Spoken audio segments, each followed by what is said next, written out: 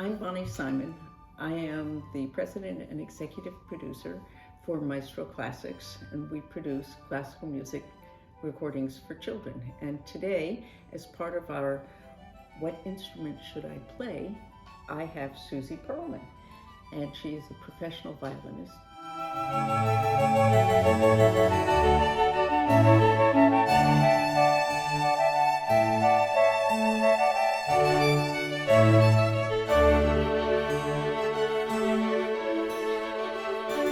Playing the violin is a very difficult instrument to play.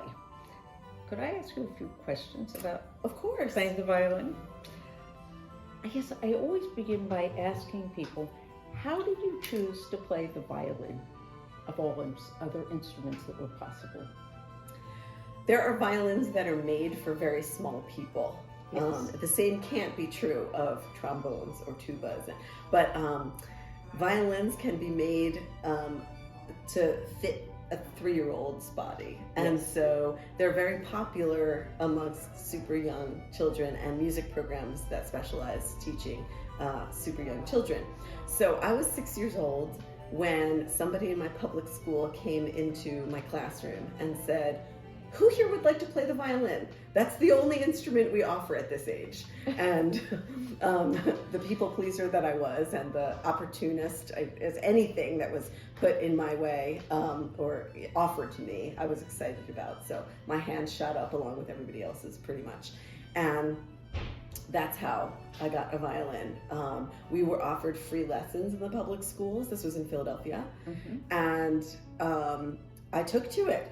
I thought this was a really fun thing, even though like sort of a squeaky sound came out of it. That was my squeaky sound. Give me an example of what it sounded like the first time you drew the bow across a string. Can you still do that? I can, know it's because hard. I teach young kids, and to tell you the truth, when you do it on a beautiful instrument, it's not so bad. Right. The first thing a kid learns to play on the violin would be a rhythm like this. Now that's Suzuki, is it not? Yes, it is. Suzuki is one of the most influential people in violin pedagogy. The Suzuki Method is amazing in many ways because you don't begin by reading music. And I think the most important thing is that a parent goes to the lessons with you. Now you have students. Do their parents come to the lessons? Absolutely. And do their parents actually play the violin with them? Up until a certain point, yes, they do. Some parents opt to rent a full-size violin to actually feel what it feels like for their own size. And some just play on the little violin that their child has. Either one is fine with me, and as far as a teacher's viewpoint. But I do like the parent to learn along with the student for quite a while. I think it's important, and having had a child myself who took Suzuki, I had a very good time playing, actually. I think I had a better time than he had. So I gather that the violin was the first instrument you ever played? No. No? Oh, okay. At age 4, I played the piano. Yes. My parents found a piano teacher to come to our house. That was only for 6 months, though. I didn't really take to it. Yes. Well, it's interesting why instruments, I always say, an instrument is like falling in love, the instrument that you play. And the first time, the first person you ever meet is probably not the person you fall in love with. And for instruments, I think it's very much the same way. And many parents say, in fact, the refrain often is, "Well, you didn't practice the piano, so why on earth should we think about buying you a violin?" Whatever it happens to be. Right. But I always encourage parents to be very understanding with this, because when you find the right instrument, it really is like falling in love. It is. And if you're not sure, there are rental programs. That's You true. can rent a violin for $15 a month. What was the first thing you ever played on the violin? Well, I was also a Suzuki child. Okay. So in the public schools, we started with the Twinkle variations, which is like Twinkle, Twinkle, Little Star, played with different rhythms. Could you play some of that? Oh, absolutely. So the first song usually that we teach is called Mississippi Hot Dog. The Mississippi Hot Dog rhythm is da da da da da da. When Dr. Suzuki wanted to make a method for children to learn to play the violin, he said, I want them to be able to play my favorite piece, the Bach double. The Bach double starts out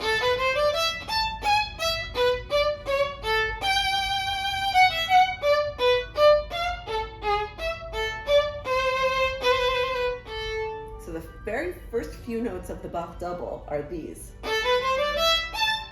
Mississippi Hot Dog. That's amazing. I never put those two together. Yeah. He said, let me simplify that. And I'm just going to go,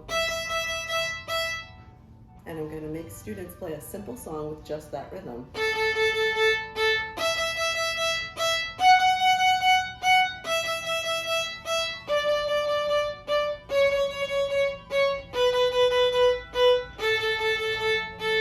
So that's the beginning of Mississippi Hot Dog Twinkle. Did anyone in your family play an instrument? My dad sings still, so he was and is, I guess, although he's very old now, but he still does it. A classical singer and a Broadway singer. So I grew up going to Broadway shows at like dinner theaters and regional theaters, and he was always practicing his Philadelphia Opera Company repertoire, and he sang at a church. So he was always practicing and singing. And my brother played the banjo, totally opposite end of the spectrum. And yeah, then there was me. Well, so you had a lot of music in your life. I did. And you had, not only did you go to live music, which I think is the coolest thing you can possibly do, is take a child to live music. What was your first teacher like?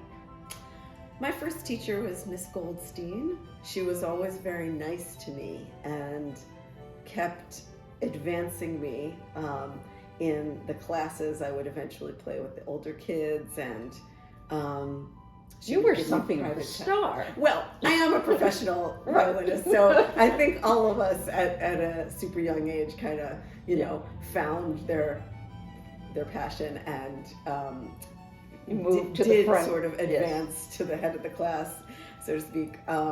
So yeah, my first teacher was wonderful.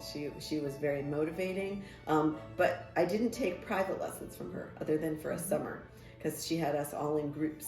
And then when I did take private lessons, I would say the same about that first teacher, Ms. Crane. Yeah, she was absolutely wonderful. I only had her for 2 years because then she got a job in Seattle Symphony. But the first teacher, as I said when I interviewed a flutist, I said, the most important thing seems to be that they make you loved. And that the New York Times did a study many years ago, which I found very interesting, where they took 100 people who were at the very top of their fields, whether it was science or mathematics or being a musician, and the only thing that they could find in common was that the first teacher had made them love whatever it was. How long did you practice when you were in grade school? I was one of those kids who would go without my parents in a room by myself and listen to a tape and try to imitate. And I got carried away every day with it. So it probably wasn't all in a row, but I would say if you added up all the moments that I practiced every day, you would get to probably an hour and a half. Wow. Between an hour and a half when I was little. That was when everything was fun. Like all the songs were fun. All the pieces I was assigned were fun. When you have to learn something for a job or something that your teacher likes but you don't, that's when it's a little bit more work. But when it's fun, when you're just doing it to learn stuff that you love, it really is great fun, and I want to do it all day. I still do that sometimes. But yeah, so in grade school, most of it was just fun all the time, and I would say up to an hour and a half a day. Yeah. So, when did you decide you wanted to become a professional violinist? As soon as I started. As That soon was- as I started to play the violin at age 6, my parents and I would go to the Philadelphia Orchestra concerts in the summer. I thought as soon as I saw Pinchas Zuckerman in front of an orchestra and Suzy Perelman in front of an orchestra, I said, I want to do that. Do you play only classical music? Mostly. I have dabbled in a little bit of Irish fiddling, a little bit of klezmer fiddling, a little bit of old-time fiddling, but only a tiny bit. I would feel not right hiring myself out as an Irish fiddler or any of the above. Like, I've taken some classes in those, and I've learned a few tunes on my own. So mostly classical. Okay.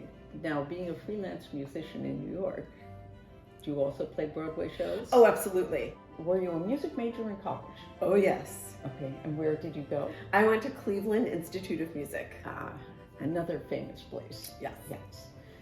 And when you wanted to become a professional violinist, did your parents support this decision? Or did they think, oh no, we're going to support her forever?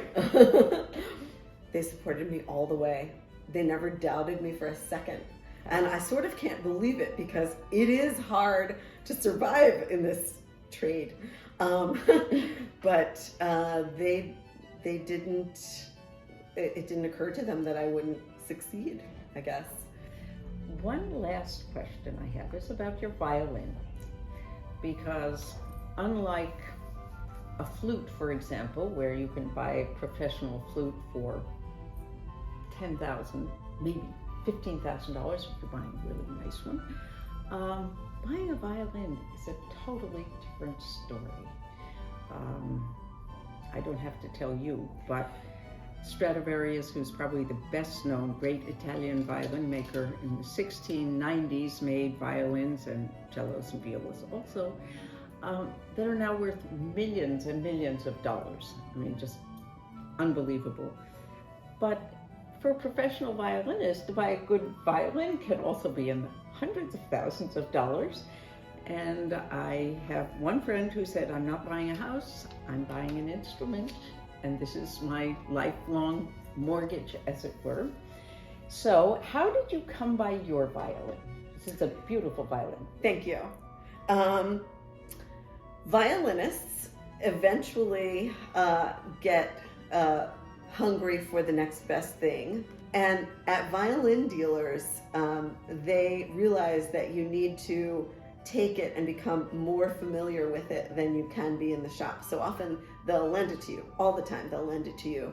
And I found this one that I absolutely love. And it was kind of love at first sight. I should say love at first play. Because you can't really tell by looking, even though it is beautiful. Yeah, as soon as I drew my bow across that string, I was like, wow, this is a beautiful instrument and maybe it's mine. Well, someone once said to me that when you play an instrument that you like, that you love, that you want to play everything you ever played again on it. Do you have that experience? I think yes, and I think I have. I mean, considering I teach a lot, I'm teaching those kids kind of everything I ever played. And I do. I love playing even the simplest stuff. I love it. I love playing Twinkle, Twinkle, Little Star, and I better because I play it every day. So, how old is your violin? This violin was made in 1748. Whoa. Yes, it's an oldie. Old. It was made before Beethoven was born. Yeah. Where was it made? It was made in Florence, Italy. Oh, yes. Great violin makers came from Italy, northern Italy usually. Yes. So, well, you are very lucky to have found it, and it's very lucky to have found you. Thank you. Well, thank you so much for telling all of our fans about what it's like to play the violin. And you're very welcome. I hope that there will be a few of you out there who will decide that this really is the instrument for you.